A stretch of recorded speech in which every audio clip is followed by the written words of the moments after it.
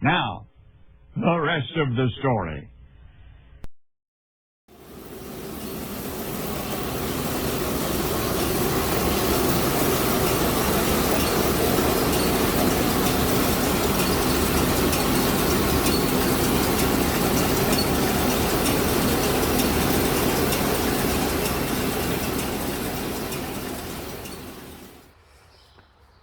Well, as you guys saw, this 569 has come to life, and no bangs, pops, breakdowns on it.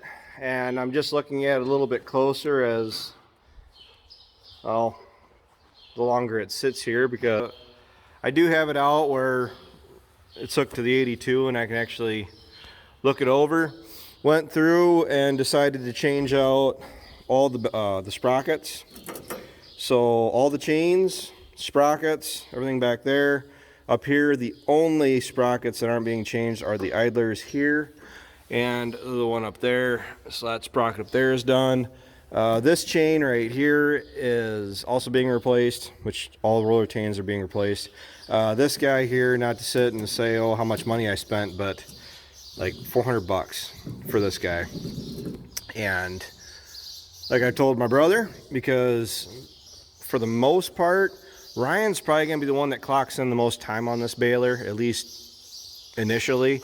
The plan is to go through and get the 7600 set up with that 1800 monitor, so that way I have the option of baling with this baler also with the 7600, because I've been told that this thing will run corn fodder through it basically like it's nothing. Like they're designed to bale corn fodder.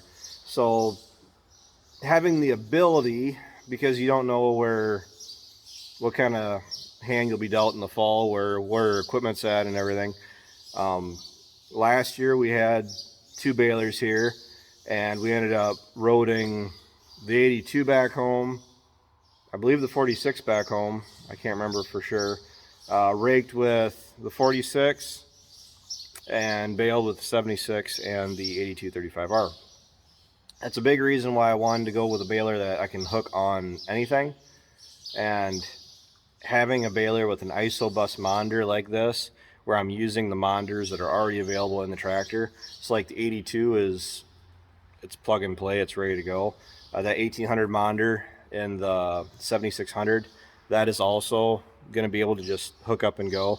And believe it or not, the ag leader monitor in the 4640, if things really get that dire, it will be set up here later this summer. It's getting a different harness put on it that I should be able to hook up. I will be able to hook up the ag leader monitor to this baler.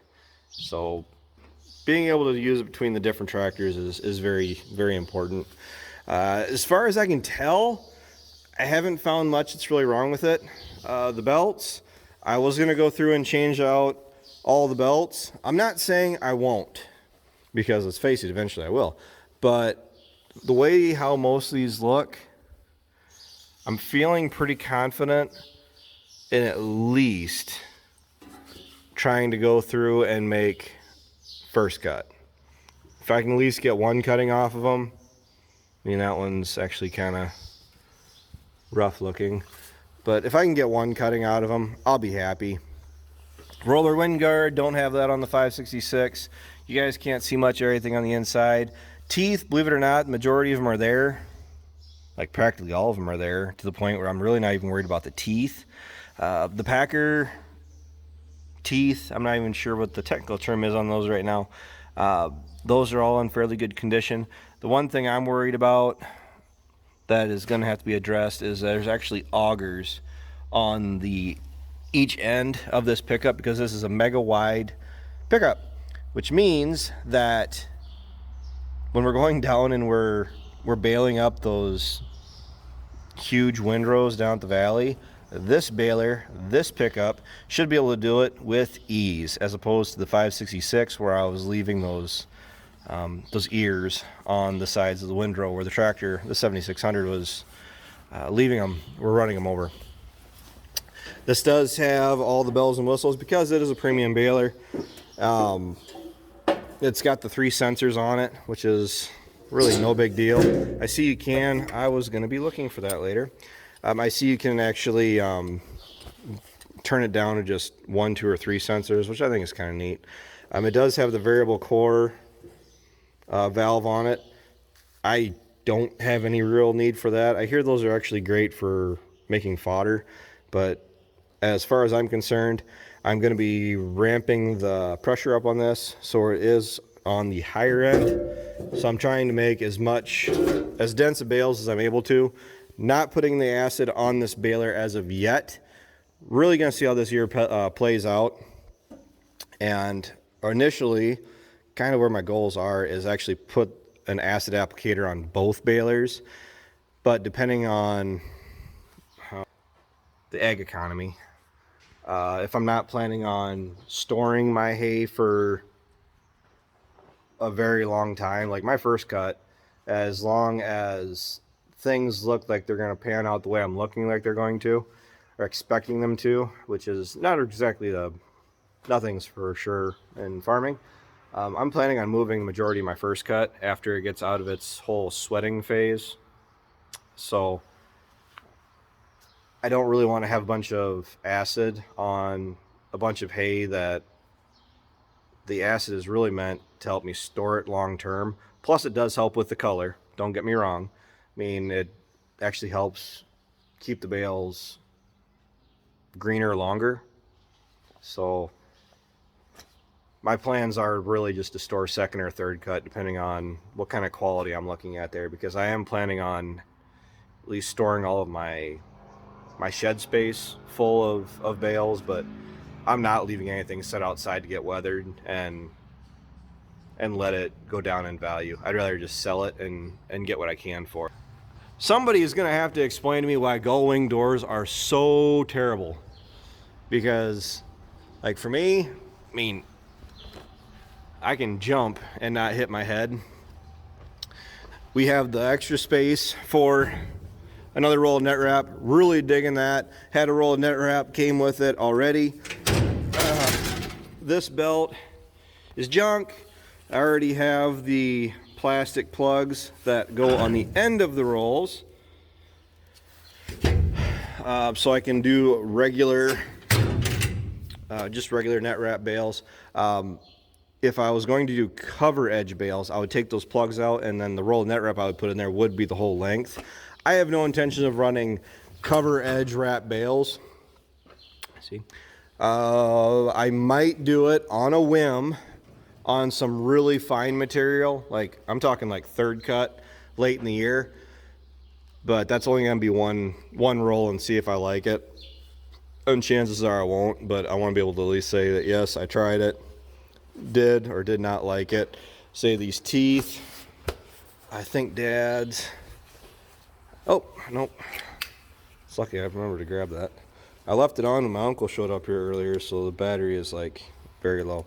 And the reason we're going through and changing these sprockets out, if you guys can see, they do have a little bit of a hook to them. And my intentions are this baler's not going anywhere for a long time. See, that one's actually pretty substantial. So I don't want to change the sprockets out and not change the chains. Some net wrap there I got to clean out. Looks like a fair amount of net wrap there I got to clean out. I haven't checked the end of the rollers yet, but what's all going on here is we finally got some rain. It's much needed. Grateful we got it. I mean, just to give the last little bit of the crops that are in the ground, the corn in the ground, a nice kick in the pants to get going. We've gotten it. We've gotten plenty of it. I'm not sure as far as how many inches we've actually gotten, but it'll do.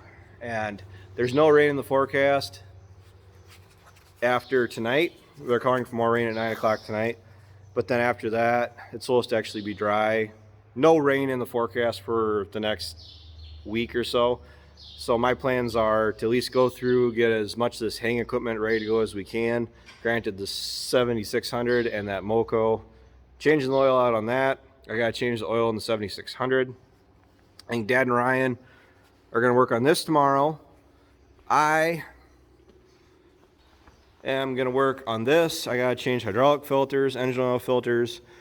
Fuel filters, I'm running off my December oil change. We're still running the 1540, and I only had 60 hours on the tractor when we went to go do spring field work. So I am going to check the hour book to see how many hours are on it versus, I'm not going to change it too soon. So if I got to go through first cut before I'll change it again, so be it. But we're going to go through, I'm going to change all the oil and all the gearboxes, and the cutter bar is being drained currently. I'll refill that tomorrow. Gator's getting new tires in the back. That's currently over at the tire place. I gotta pick those up tomorrow. Deplanter. Now that we got the rain, we're gonna see what Emergence does. Not at this point, chances of us replanting anything are nothing. So it's been greased, it's been washed. I gotta go through and drain a little bit of fertilizer out of the tank. It doesn't have much in there yet, but we got about 100 gallons in the dreaded 3-point sprayer. That's the 40-20 handles okay. I'm not to where you gotta steer it with the brakes just yet, but I'm transferring everything that was in here into the sprayer, and then I'll spray that out after we make first cut. And then we gotta go through and finish up what we need to do with this, get the duals off, which you don't have to take the duals off, but we want to take the duals off so we can use it to rake. So the real goal is, once we can start in on making hay, which Dad and Ryan have a fair amount of hay themselves that we got to get made, then the valley in itself, the plan is to really get all of our hay made in pretty short order. I don't want to say a week, 2 weeks. I mean, I'd hope no more than 2 weeks it would take us to do it, but you need the weather to do it. But we're set up to where we can burn through it pretty quick. And I think our next issue is going to be being able to get it picked up. And another hay wagon, a bigger hay wagon, is kind of on my radar, but I'm not in a buying mood at all. So yeah, it's the end of May, and I need to get some of this stuff figured out. The 566 sitting over there, all I need to do is grease that and put net wrap in it. That one is done. So last year, which we can't keep comparing this year to last year, but yeah, I got a ways to go yet to get caught up to where I was last year at this point. The valley is probably gonna be the last place we cut at this point, because Dad and Ryan's alfalfa looks beautiful and ready to go. And the grass down at the valley, since the last time I've been down there to check it, which has been about 4 days, it's got to do some growing yet, which with this moisture and the 80-degree weather they're calling for in the next 3 or 4 days, that should give that grass a chance to do something. Otherwise, I'm not going to sit on my hands till July hoping that it's gonna grow. It's just going to get lobbed off, made, fertilized, and run. So there's still some money making hay, but the way things are going in the ag world, I wouldn't want to see prices fluctuate too much more than where they're at right now. But investing in the equipment that we got was also to, well, the reason we're sitting on this baler is being able to make everything down at the valley all at once. I figure it's about another $10,000 a year I'd gain by being able to make everything at the same time, just boom, boom, boom. Because I figure that's what I lost last year by leaving that 47 acres go without making it. Or I didn't make it until end of July. That's that, guys. I got to get going because I got little Miss Relina at home. Been FaceTiming me on her mom's phone, wondering where Dad's at. So, thanks for watching. Thanks for tuning in. I'll try to give you some more updates on the equipment here as we go, because we got a couple days working on this stuff yet. So I'll talk to you guys later.